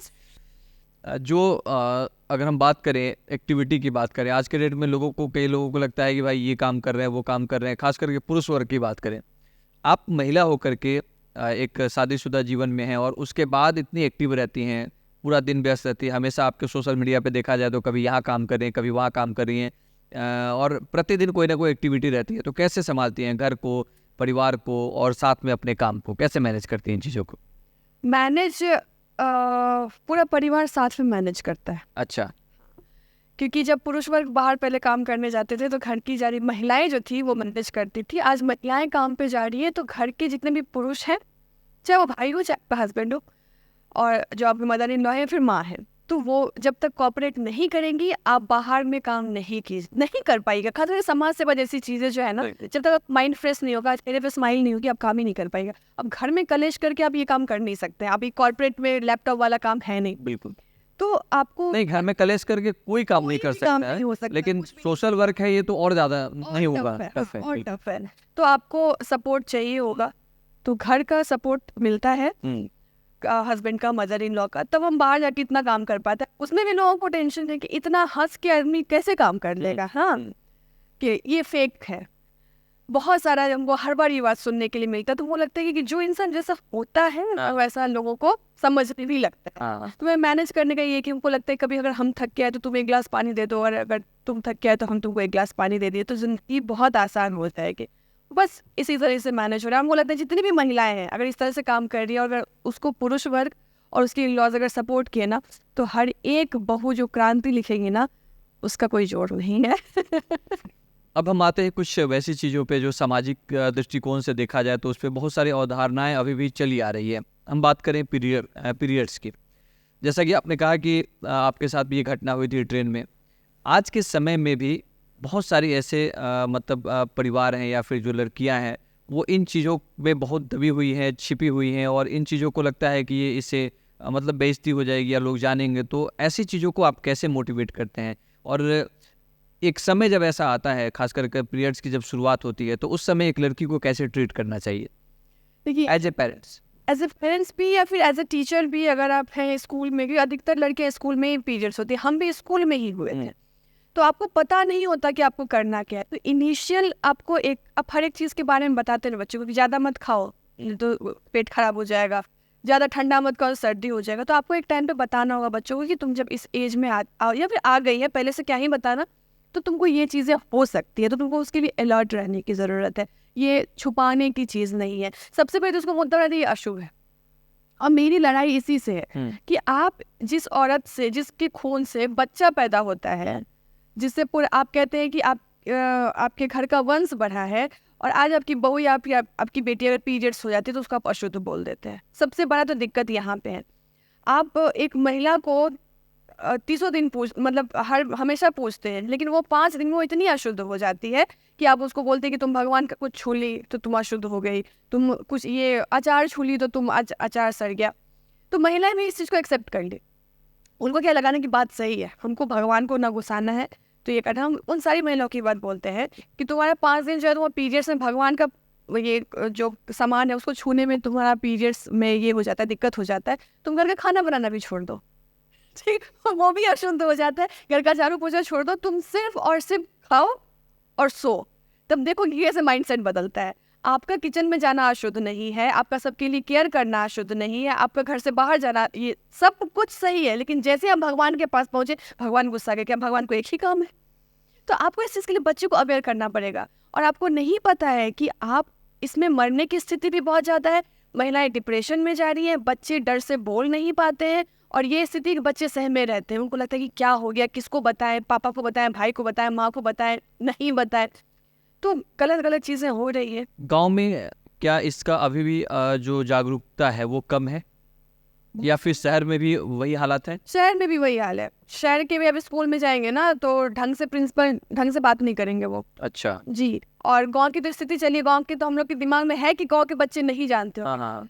शहर के बच्चों की ये स्थिति है कि वो बात नहीं करते, चाहे हम दानापुर में जाएं, चाहे पटना सिटी जाएं, चाहे हम बोरिंग रोड का कोई स्कूल जाए, कोई फेमस स्कूल में हम जाए, वहाँ पे बच्चों की यही धारणा है कि हमारे घर में ऐसा ही होता है। जब उनसे पूछिए तो बोलती मेरी मम्मी ऐसा कहती थी, वो भी करती थी इसलिए हम भी करते। उनको कुछ पता ही नहीं है। उनको पता है कि पीरियड्स होता है, इसलिए तुम अशुद्ध हो गई हो, तुमको किसी को बताना नहीं है, और तुमको इतना डर चीजें, इतना कैसे बच्चा हैंडल करेगा? तो अवेयरनेस की कमी आपके शहर में भी है। लोग कर रहे हैं, बहुत सारे लोग इस फील्ड में काम कर रहे हैं और अच्छा काम कर रहे हैं, लेकिन ये इतना बड़ा एरिया है, इसमें बहुत काम करने की ज़रूरत है, बहुत लोगों की ज़रूरत है, बहुत लोगों की ज़रूरत है, इकट्ठे होने की ज़रूरत है। चाहे आप मशीन के लिए, अब लोग मशीन लगा रहे हैं, एग्जाम्पल कि कॉलेज में जाके लगा दिए मशीन, स्कूल में जाके मशीन लगा दिए, वहाँ पे सब जा रहा है। जहाँ पे सब जा रहा है वहाँ महिला नहीं जाएगी वो चीज़ लेने के लिए। सही बात। सिंपल सा लॉजिक। आप पीरियड्स में हैं, हम मतलब कितने दिन तक तो हम लोग को लाज लगे भाई कि कैसे ये काम करें। आप स्कूल में, आप कॉलेज में जाके वेंडिंग मशीन लगा दिए, ठीक है, आप वहाँ पे लगा दिए, लेकिन आप थोड़ा सा सोचिए कि वहाँ पे सब जा रहा है, सब टीचर जा रहा है, सब, तो वहाँ से कैसे बच्चा लेगा? या फिर गाँव में भी आप ऐसे जगह पे लगा दी जहाँ पे सब है, वहाँ महिला नहीं जाएगी। तो जागरूकता का यहाँ पे अभाव है हर एक जगह पे आपको, क्योंकि औरत का चीज़ है, आपको थोड़ा सेंटिमेंटल तरीके से सोचना पड़ेगा। सिर्फ कागजी पे पैसा फेंक देने से अगर जागरूकता आ जाता तो अभी तक जागरूक हो गया ना हमारा बिहार। एक जो इससे और जुड़ा हुआ चीज़ है वो है कि इनसे किस प्रकार की जो बीमारियां हैं वो ज़्यादातर और जल्दी आ जाती है, अगर आपने उसको सही तरीके से, उसके बारे में आपको जागरूक नहीं है, या फिर सही तरीके से आपने पैड का इस्तेमाल नहीं किया या कुछ और इस्तेमाल कर लिया, तो इन सब चीज़ों से किन किन समस्याओं का सामना करना पड़ता है लड़कियों को? तो ये सबसे पहले तो सर्वाइकल कैंसर है जो काफ़ी ट्रेंड हुआ। सर्वाइकल कैंसर है, वो तो अंतिम चरण है। उसके पहले ये फंगल इन्फेक्शन है। आपको सबसे पहले फंगल इन्फेक्शन होगा। और हम हमेशा जब कभी लेते हैं सेशन तो हम बोलते हैं कि आप लोग अपने शरीर के प्रति जागरूक नहीं है, ठीक है। आप कभी बोलते हो कि ज़्यादा दारू पियोगे तो लीवर खराब हो जाएगा, स्मोकिंग करोगे तो ये हो जाएगा। आपके पास ऑप्शन है कि आपके इन्फेक्शन से बच्चा तो नहीं निकाला जा सकता है, इसीलिए आप सचेत नहीं है। मान लीजिए आपका लीवर निकालना होता तब आप क्या करेंगे?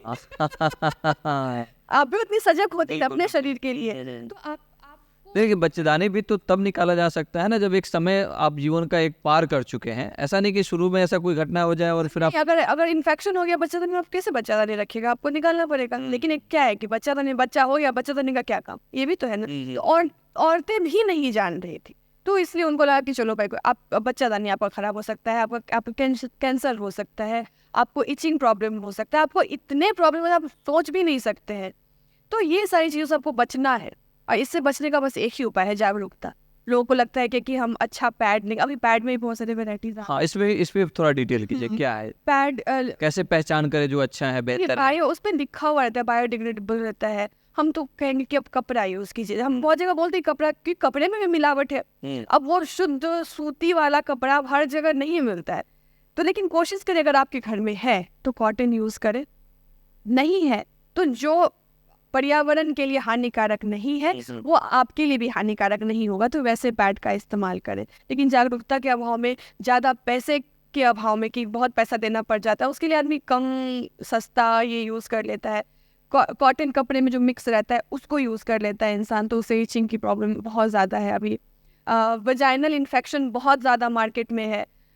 वजाइना की चेकअप के लिए कभी महिलाएं आगे नहीं जाती। हम उन महिलाओं को बोलते भी है कि आप जो है कान का इलाज कराती है, आँख का इलाज कराती है, नाक का इलाज कराती है, पेट का इलाज कराती है, आप वजाइनल चेकअप नहीं कराती क्योंकि आपको इम्पोर्टेंट ही नहीं लगता है वो, है ना। तो ये सही चीज। और जो कल के डेट में जाकर कोई बड़ी बीमारी का रूप ले लेते हैं और आदमी को पता भी नहीं चलता। और आप मर गए फिर दूसरा शादी तो हो जाएगा। आप जिंदगी का सोचिए पहले। तो ये सब चीज़ है। तो जागरूकता का बहुत अभाव है। लोग काम कर रहे हैं लेकिन पैड देना ही सिर्फ काम नहीं है, उसको पहले जागरूक कीजिए। नहीं, अगर आपने जागरूक कर दिया तो पैड तो कहीं से भी वो तो खरीद भी लेंगे ना उससे, बिल्कुल। मुझे लगता है कि पैड उपलब्ध कराना एक काम जरूर है, लेकिन वो मुझे लगता है कि 10% अगर, क्योंकि वो तो आप कुछ महीनों कुछ दिन, जैसे वो स्कूल में जब तक अवेलेबल है वो लड़की, तब तक तो आप उसको कर रहे हैं, बाकी तो फिर उसको अपने लाइफ टाइम अपना ही उसको व्यवस्था करना है। तो मुझे लगता है कि उस पर जागरूक अगर हो जाए तो ज़्यादा बेहतर है वो। एक जो बहुत कंट्रोवर्शियल है, जो हम क्योंकि अब इतनी जब बातें हो रही है तो उस पर बहुत सारे ऐसे शादीशुदा महिलाएं हैं या पुरुष हैं, उनको इस बात का भी एक होता है कि क्या उस पीरियड्स के दौरान सेक्स किया जा सकता है? Safe sex. सेफ सेक्स, हाँ, तो सेफ सेक्स अब तो लोग करते भी हैं लेकिन अमूमन नहीं ही करते, क्योंकि लड़की ऑलरेडी पेन में होती है और एक्स्ट्रा पेन लेना उसके बस की बात नहीं है। तो कोशिश करें कि ना ही करें, लेकिन अब सेफ सेक्स के बहुत सारे अब उपाय आ गए तो अब तो लोग करते ही हैं। इसमें पुरुष का क्या रोल होना चाहिए? और उसका बस एक ही रोल है कि उस टाइम उसके मूड स्विंग्स बहुत होते हैं, आपको उनको पैम्पर करके रखना है, ठीक है। आज पहले के टाइम में था कि मन हदबद करता है, मन झंझन करता है और समझ में नहीं आता क्या करे। आज के भाषा में उसको एंजाइटी बोलते हैं। अच्छा, लेकिन उसमें anxiety बिल्कुल बोलते हैं। anxiety। मन में क्या चल रहा है कभी पता ही नहीं चलता है। तो महिलाएं इस टाइम में बहुत मतलब अपने आप में वो एक ट्रॉमा में रहती है। कहते हैं कि बहुत जगह आप पढ़ते भी हुए कि छोटा मोटा हार्ट अटैक जैसा तो होता है ये, इसका दर्द तो पेन में होती है, पूरा बॉडी एक कर रहा होता है। उस टाइम में किसी भी तरीके का आप इस तरह की किसी भी प्रक्रिया में अगर आप शामिल होते तो आप मन से शामिल नहीं हो, बड़े तन से शामिल हो जाए। तो बस इतना ही है, एक पुरुष वर्ग को समझने की ज़रूरत है, क्योंकि उसको उस टाइम में बहुत ज़रूरत है एक पैम्पर होने की, एक अच्छा खाना, एक अच्छा हग, एक अच्छी बातें। कभी कहते हैं आजकल मीम्स हो जाएंगे, वो उस टाइम में बोल देना कि हाथी तार पे बैठा था तो बोल दो क्या हाथी तार पे बैठ के खुद कपड़ा सुखा रहा था। तो ये सारी चीज़ें तो मूड स्विंग्स होती है और ये चीज़ें बहुत बड़ा टर्म है और बहुत बड़ा मुद्दा भी है जो लोग नहीं समझते। उनको लगता है कि हाँ सिर्फ तुम्ही को हुआ है, बाकी को नहीं हुआ होगा। हुआ था लेकिन वो सह रही थी, अब वो क्षमता खत्म है, अब लोग बोलते हैं तो बोलते हैं, तो आप समझिए बस यही है। पुरुष हमें लगता है कभी एक बार बीमार हो जाता है या मान लीजिए कि 4-5 दिन के लिए बुखार अगर हो जाता है कभी साल 2 साल 3 साल में, तो उसमें उनकी सारी परेशानी नज़र आती है। लेकिन ये एक प्रक्रिया है जहाँ हर महीने होना है, तो निश्चित तौर पे इसमें बहुत कॉपरेशन की ज़रूरत है। तो बहुत बहुत धन्यवाद आपका, आपने अपना कीमती समय दिया और बहुत ही गंभीर मुद्दे पे हम लोगों ने बातचीत की। और मुझे लगता है कि अभी बहुत सारी चीज़ें छूट गई है, क्योंकि जितनी आपके पास अभी इस मुद्दे पे अनुभव है आपका, तो मुझे लगता है कि फिर एक और पॉडकास्ट हम लोग इसके लिए शूट करेंगे और उसमें और ज़्यादा डिटेल में हम लोग बातचीत करेंगे और अलग मुद्दे पे भी बातचीत हम लोग करेंगे। लेकिन 2-3 चीज़ें जो मुझे समझ में आई, जो दर्शकों को भी समझना चाहिए कि अपने जीवन है और अगर उसको जो एक कहते हैं कि मिला करके आपको चलना है, तो थोड़ा सा आपको भी बर्दाश्त करना पड़ेगा। जिसका जो अधिकार है, जो आपकी बात है मैं उसी को कह रहा हूँ, जिसका जो अधिकार है उसको उसके अधिकार में रहने देना चाहिए, उसके अधिकार में हस्तक्षेप ना करें और इससे आपका जीवन जो है सुचारू हो। रहेगी बात प्रताड़ना की, तो ये सिचुएशन के ऊपर भी डिपेंड करता है कि कब कैसा सिचुएशन बनता है और उस सिचुएशन को आप कैसे हैंडल करते हैं। और अगर आपका हैंडल करने का तरीका अच्छा है, आप सही तरीके से उसको हैंडल कर लेते हैं, तो उस तरह की घटनाएं नहीं होगी। और आपने महिलाओं को भी कहा कि वो कुछ जगह पे वो भी गलत हैं, तो कुछ जगह पे पुरुष भी गलत हैं। तो मुझे लगता है कि आप लोगों की जो भी प्रतिक्रिया है तो वो ज़रूर इसमें लिखेंगे और ज़रूर बताएंगे कि वो आपकी राय से सहमत है या नहीं सहमत है। तो आप हमारे शो में आए, इसके लिए बहुत बहुत धन्यवाद आपका। Thank you so much. बहुत बहुत शुक्रिया, बहुत बहुत शुक्रिया। Thank you.